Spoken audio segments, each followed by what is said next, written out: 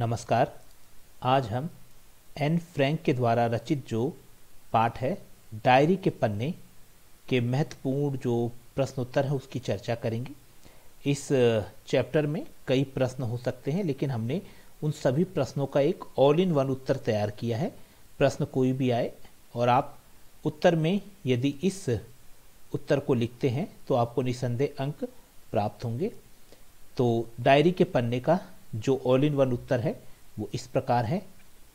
द्वितीय विश्व युद्ध के समय यहूदियों पर हुए अत्याचार की कहानी डायरी के पन्ने एन फ्रैंक ने अपनी गुड़िया किटी को संबोधित करते हुए लिखी है।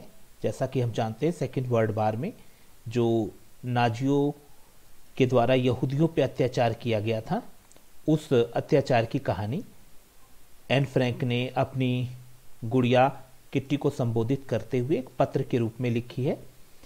इस साधारण लड़की ने लाखों पीड़ित यातना से गुजरने वाले यहूदियों की कहानी हमें बताई है। इस डायरी में उसने बताया कि द्वितीय विश्व युद्ध के समय यहूदियों को अपनी छाती अर्थात सीने पर एक पीला सितारा लगाना होता था, जिससे कि उनकी पहचान हो सके कि ये लोग यहूदी हैं, और उन्हें सीमित मात्रा में राशन अर्थात खाना और खाने पीने का जो सामान है वो मिलता था। उन्हें सीमित मात्रा में बिजली भी दी जाती थी।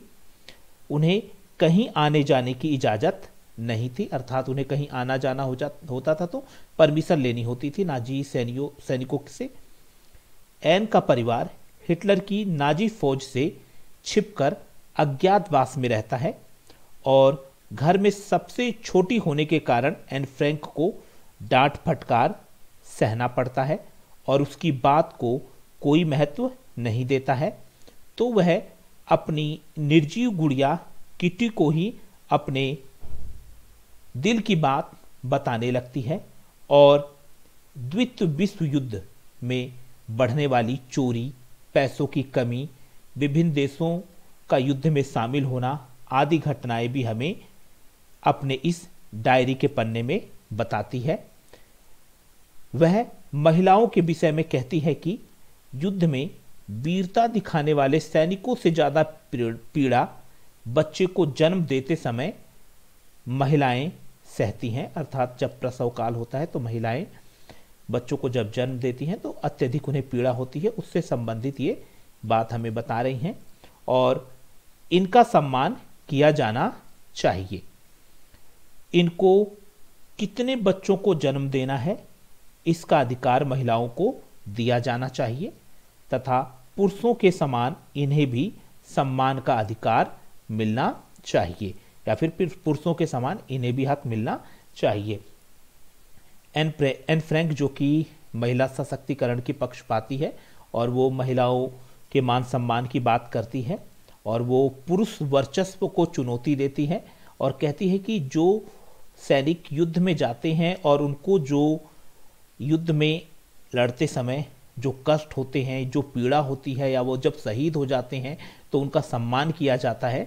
इस तरीके से जब महिलाएं इस संसार में नए जीवन को लेकर आती हैं तो उनको भी अत्यधिक कष्ट सहना पड़ता है और ऐसे में वीर सैनिकों के समान ही इनका भी सम्मान किया जाना चाहिए। और साथ ही साथ कितने बच्चों को जन्म देना है ये अधिकार महिलाओं को मिलना चाहिए, क्योंकि ये अधिकार प्रकृति ने उन्हें दिया है।